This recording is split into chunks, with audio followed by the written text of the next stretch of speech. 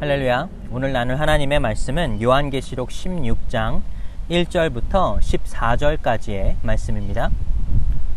또 내가 들으니 성전에서 큰 음성이 나서 7 천사에게 말하되 너희는 가서 하나님의 진노의 7 대접을 땅에 쏟으라 하더라. 첫째 천사가 가서 그 대접을 땅에 쏟음에 짐승의 표를 받은 사람들과 그 우상에게 경배하는 자들에게 악하고 독한 종기가 나더라. 둘째 천사가 그 대접을 바다에 쏟음에 바다가 곧 죽은 자의 피같이 되니 바다 가운데 모든 생물이 죽더라. 셋째 천사가 그 대접을 강과 물 근원에 쏟음에 피가 되더라. 내가 들으니 물을 차지한 천사가 이르되 전에도 계셨고 지금도 계신 거룩하신 이여 이렇게 심판하시니 의로우시도다. 그들이 성도들과 선지자들의 피를 흘렸으므로 그들에게 피를 마시게 한 것이 합당하니이다 하더라. 또 내가 들으니 제단이 말하기를 그러하다 주 하나님 곧 전능하신 이시여 심판하시는 것이 참되고 의로우시도다 하더라. 넷째 천사가 그 대접을 해에 쏟음에 해가 권세를 받아 불로 사람들을 태우니 사람들이 크게 태움에 태워진지라. 이 재앙들을 행하는 권세를 가지신 하나님의 이름을 비방하며 또 회개하지 아니하고 주께 영광을 돌리지 아니하더라. 또 다섯째 천사가 그 대접을 짐승의 왕자에 쏟으니 그 나라가 곧 어두워지며 사람들이 아파서 자기 혀를 깨물고 아픈 것과 종기로 말미암아 하늘의 하나님을 비방하고 그들의 행위를 회개하지 아니하더라. 또 여섯째 천사가 그 대접을 큰 강 유브라데에 쏟음에 강물이 말라서 동방에서 오는 왕들의 길이 예비되었더라. 또 내가 보매 개구리 같은 새 더러운 영이 용의 입과 짐승의 입과 거짓 선지자의 입에서 나오니 그들은 귀신의 영이라 이적을 행하여 온 천하 왕들에게 가서 하나님 곧 전능하신 이의 큰 날에 있을 전쟁을 위하여 그들을 모으더라. 아멘.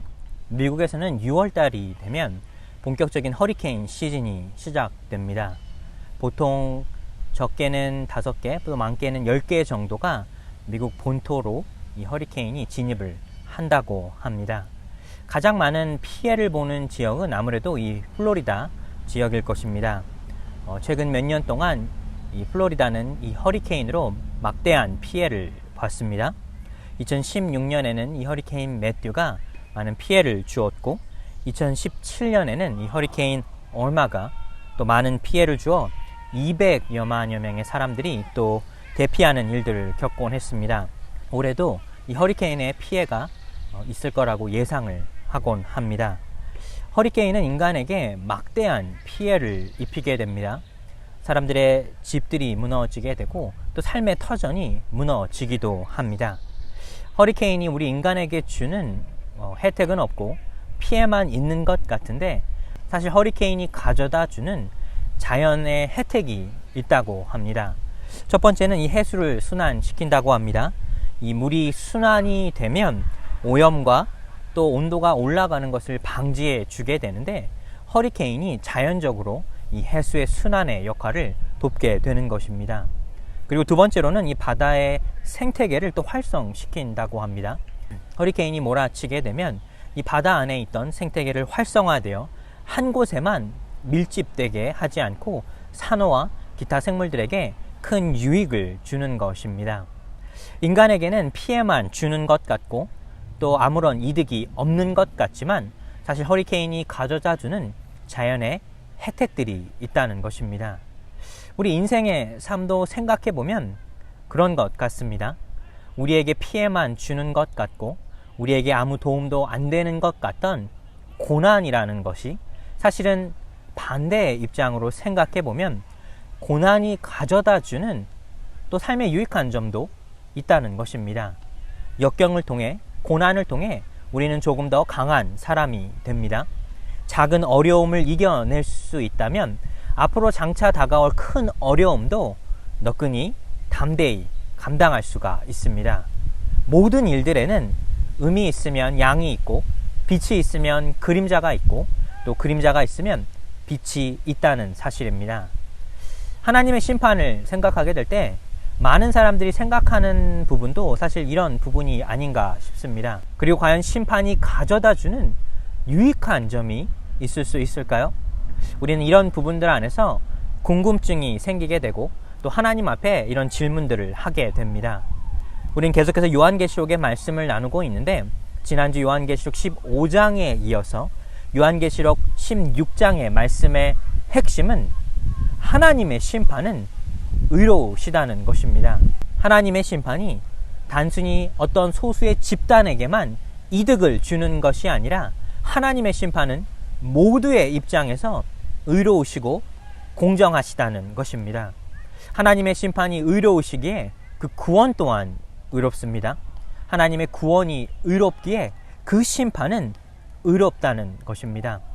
그래서 오늘 말씀을 통해 우리는 이 하나님의 심판과 이 하나님의 구원은 같은 맥락에 있으며 하나님의 심판을 받는 자들은 또한 하나님의 구원 또한 있다는 사실을 잊지 말아야 하겠습니다.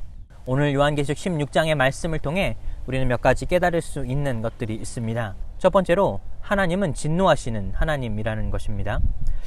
우리가 하나님을 생각할 때 우리는 하나님을 사랑의 하나님으로만 생각하기 쉽습니다. 하나님은 언제나 사랑이 많으시고 모두를 용서하시는 분. 그런데 하나님은 또한 진노하시는 분이십니다. 오늘 본문의 말씀 1절에 보시면 또 내가 들으니 성전에서 큰 음성이 나서 7 천사에게 말하되 너희는 가서 하나님의 진노의 7 대접을 땅에 쏟으라 하더라. 하나님의 이 심판이 이 땅에 임하게 되었는데 이 진노의 이 심판이 임하게 되었다는 것입니다.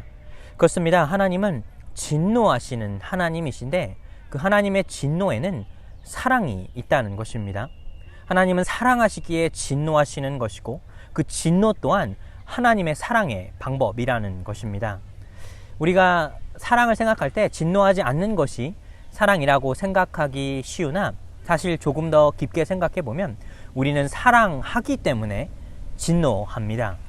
우리가 우리의 자녀들을 사랑한다면 그 자녀들이 잘못을 하거나 그 자녀들이 어떤 실수를 하게 된다면 그 부분을 바로 잡아주기 위해서 때로는 이 아이에게 혼을 내기도 하고 또 잘못된 길을 되잡아 주려 노력한다는 것입니다.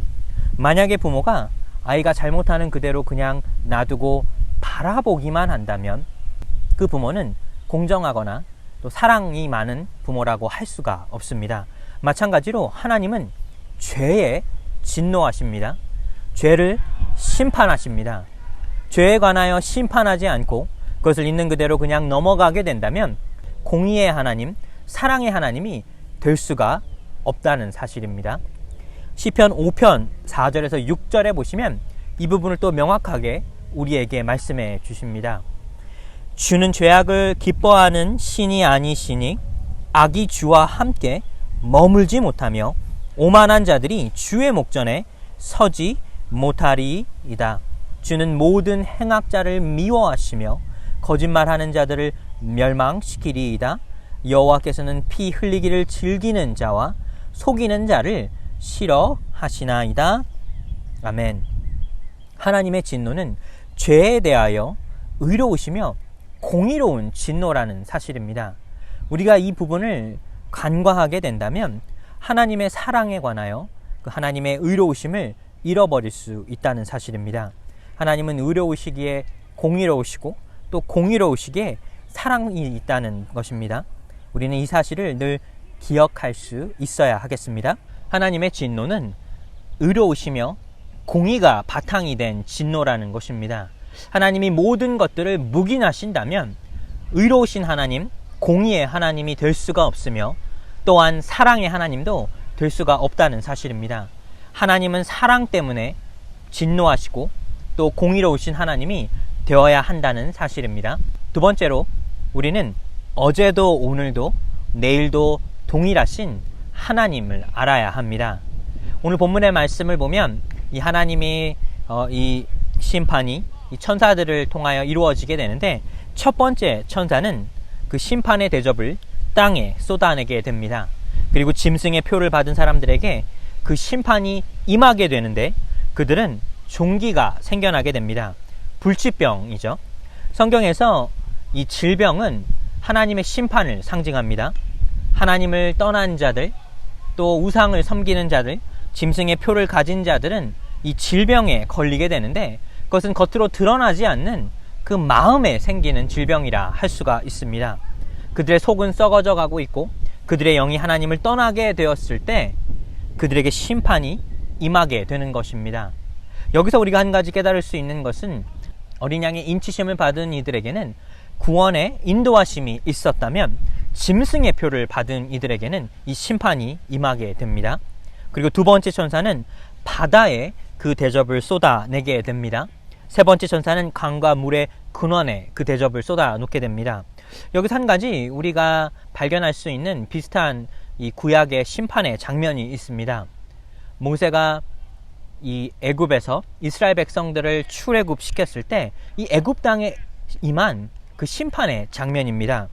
그때 나일강이 피로 변하게 되었는데 동일한 장면이라 할 수가 있습니다. 사람들은 그 나일강을 신으로 섬겼습니다. 물이 가져다주는 삶의 근원, 그것을 믿고 경배하게 된 것입니다. 그런데 하나님은 그 생명의 근원이 된 물을 피로 변화하시면서 그 모든 것을 창조하신 이가 누구이신지 그 능력을 나타내게 된 것입니다. 오늘 본문의 말씀에서 동일한 장면이 나오게 됩니다. 바다의 모든 생물이 죽게 되고 또 물의 모든 근원지가 이제는 물에서 피로 변하게 되는데, 그것은 바로 하나님의 이 능력과 권세가 드러나는 장면이라 할 수가 있습니다. 그런데 오늘 본문 이 7절에 보시면, 또 내가 들으니 제단이 말하기를 그러하다 주 하나님 곧 전능하신 이시여 심판하시는 것이 참되시고 의로우시도다 하더라. 즉 이 모든 심판이 그 땅에 임하게 되었는데 그 심판이 참되고 의롭다 말하게 되는데, 그 말하는 것이 이 제단이었습니다. 제단은 하나님에게 드리는 이 제물을 드리는 곳인데, 우상의 제물을 드리는 곳, 또 하나님에게 어린 양의 제물을 드리는 곳, 이 두 가지 모두를 상징하는 것입니다.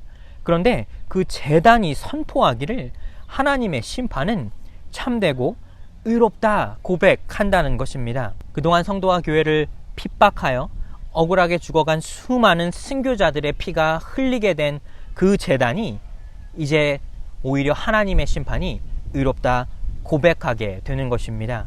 그렇습니다. 하나님의 심판은 의로우시며 하나님은 어제도 오늘도 내일도 변하지 않으시는 분이십니다. 출애굽 때에 악한 자들을 심판하신 하나님께서 마지막 때가 되면 또 악한 이들을 동일한 방법으로 심판하신다는 것입니다. 사랑하는 여러분, 변치 않으시는 하나님을 믿고 쫓고 따르시기를 축복하여 드립니다. 하나님은 결코 변치 않으시는 분이십니다. 그의 의로우심이 또 그의 공정하심이 변치 않으시는 것이 바로 우리 하나님이십니다. 때로 신앙생활을 하면 하나님이 마치 나에게 멀리 떨어져 있는 것만 같고 하나님이 변심한 것처럼 느껴질 때가 있습니다. 하지만 그때마다 우리는 어제도 오늘도 내일도 동일하신 하나님을 발견할 수 있어야 합니다. 그리고 오히려 우리가 변화하여 우리 마음이 변신된 것을 돌이킬 수 있어야 하겠습니다. 마지막으로 우리는 한 가지의 장면을 보게 되는데, 그것은 바로 악인들은 회개하지 않더라입니다. 하나님의 은혜가 감사하고 그것에 눈물이 나는 이유는, 하나님은 회개하는 자들, 눈물을 흘리며 마음을 돌이키는 자들을 용서하시고 그들에게 새 생명을, 새 기회를 주시는 분이시기 때문입니다. 히브리서 10장 17절의 말씀을 보면, 그들의 죄와 그들의 불법을 내가 다시 기억하지 아니하리라. 하나님께서는 우리 지난날의 과오와 지난날의 잘못을 예수 그리스도의 이름으로 선포하고 그 죄를 고백하게 되면 용서받을 뿐 아니라 그것을 다시는 기억하지 않으신다는 사실입니다. 이것이 우리에게 주시는 하나님의 크신 은혜입니다. 우리는 연약하여 지난날의 잘못과 상처를 늘 우리 안에 껴안고 살아갑니다. 그것이 우리의 마음을 괴롭게 하고 다시 우리의 마음을 어지럽게 만들지만, 하나님께서는 우리의 지난날의 잘못을 그 죄를 예수 그리스도의 이름으로 용서하셨다면 다시는 기억하지 않으신다는 사실입니다. 우리는 이 사실을 기억할 수 있어야 합니다. 마지막 때의 심판이 임하게 되었을 때 그들은 기회를 놓친 사람들이 아니라 회개하지 않는 사람들이었습니다. 넷째 천사가 이 대접을 해에 쏟아 사람들을 불태우게 됩니다. 정말 무시무시한 심판이 임하게 되는데, 그런데 오히려 이 무시무시한 심판이 임하게 되었을 때 그들의 마음을 돌이키지 않는 장면이 나오게 됩니다. 오늘 본문 9절에 보시면 사람들이 크게 태움에 태워진지라 이 재앙들을 행하는 권세를 가지신 하나님의 이름을 비방하며 또 회개하지 아니하고 주께 영광을 돌리지 아니하더라. 이 무시무시한 심판이 이 땅에 임하게 되었지만 그 마음을 돌이키지 아니하고 회개하지 않는 자들이 있다는 사실입니다. 사랑하는 여러분, 하나님이 우리에게 회개의 기회를 주시지 않으신 것이 아니라 우리의 마음에 회개하지 않는 것이 문제라는 사실입니다. 다섯 번째 천사의 대접이 그 심판이 임하게 되었을 때도 마찬가지입니다. 세상은 흑암으로 변하게 되었고 이 11절의 말씀에 보시면 아픈 것과 종기로 말미암아 하늘의 하나님을 비방하고 그들의 행위를 회개하지 아니하더라. 마지막까지 그들의 마음을 돌이키지 아니하고 회개하지 않는 사람들이 결국 하나님의 심판 앞에 넘어지게 된다는 사실입니다. 회개하지 않는 사람들을 우리는 종종 두 눈으로 목격하고 두 귀로 듣곤 합니다. 우리 최근에 뉴스를 보면 정말 끔찍한 범죄가 이 세상에 벌어지고 있음을 알게 됩니다. 그런데 우리의 마음을 더 어렵게 하는 것은 끔찍한 범죄자들 뿐 아니라 그 끔찍한 범죄자들의 그 눈과 귀를 의심할 만큼 자신들이 저지른 죄에 관하여 회개하지 않는 모습, 잘못을 인정하지 않는 모습에 우리는 더 놀라게 되고 분노하게 됩니다. 어린아이를 학대하고 사망에 이르게까지 한 부모가 자신의 잘못을 인정하지 않습니다. 지적 장애를 가진 친구를 학대하고 성착취하여 결국에는 사망에 이르게 한 10대들은 자신의 잘못 앞에 오히려 당당하게 얼굴을 들곤 합니다. 이런 모습을 바라보게 될 때 우리가 그런 것들에 분노하게 되는 것은 그들의 저지른 죄들 뿐 아니라 죄 앞에 회개하지 않는 그들의 완악함 때문이라는 사실입니다. 사랑하는 여러분, 우리도 마찬가지입니다. 우리가 하나님의 심판 앞에 무너지게 된다면 그것은 하나님이 우리에게 기회를 주시지 않은 것이 아니라 우리가 우리의 마음을 돌이키지 않았기에, 회개하지 않았기에 우리에게 임하는 것이 하나님의 심판이라는 사실입니다. 마지막까지 믿음을 지켜내고 인내한 자들은 어린 양의 인치심을 받아 이 모든 재앙 앞에 구원을 받는다면, 하나님을 멀리하고 짐승의 표를 따라가고 끝까지 자신들의 완악한 마음을 돌이키지 않는 자들에게는 심판이 임하게 된다는 것입니다. 누군가에게는 하나님의 심판이지만 누군가에게는 하나님의 구원이 임하게 되는 것입니다. 사랑하는 여러분, 우리의 삶을 살며 이 환난과 핍박 속에 우리는 우리의 마음이 흔들리게 됩니다. 마지막까지 우리가 결코 잃지 말아야 할 것은 성도의 자리, 인내의 자리, 믿음의 자리라는 사실입니다. 주님을 끝까지 믿고 의지한 자들에게 하나님의 심판은 구원이 되지만, 하나님을 끝까지 믿지 않고 짐승의 표를 따라가며 세상을 섬기는 자들에게는 하나님의 구원이 심판이 된다는 사실입니다. 한 주간의 삶을 사시면서 우리는 하나님의 이 은혜를 기억하며 마지막까지 한 영혼이 돌이켜 회개하기를 원하시는 그 하나님을 믿고 따라가는 여러분과 제 삶이 되기를 간절히 소망합니다. 여러분의 삶에 이 어린 양의 인치심의 은혜가 가득하신 그 삶이 되시기를 예수 그리스도의 이름으로 축복하여 드립니다.